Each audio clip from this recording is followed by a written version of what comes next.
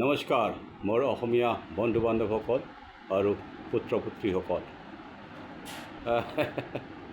Election আহিছে, গতিকে ইলেকশ্যনৰ কথা অলপ পাতিব লাগিব নহয়, তেতিয়াহে মানুহ সজাগ হ'ব কাক ভোট দিব লাগে, কাক ভোট দিব নালাগে।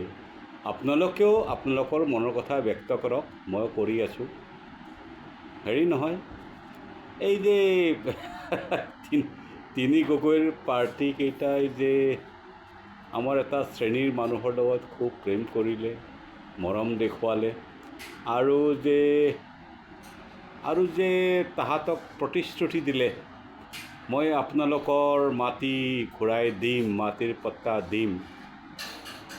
এই কথাবিলাক ক'লেতো নহ'ব নহয়।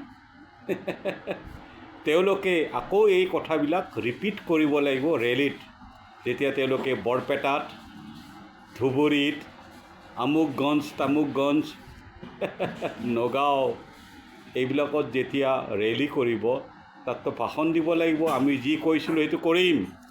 আৰু ক'লেই নহ'ব নহয়, আকৌ মেনিফেষ্টত সেইটো লিখিব লাগিব। ফচিলনে এই বেয়াকৈ ফচিল দেই।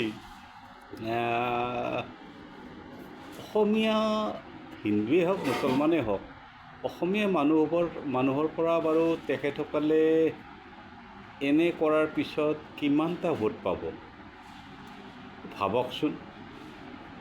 এই এটা কথা কওঁনে, শুনকচোন। এই মামাই বেয়াকৈ ফচালেও ইহঁতক।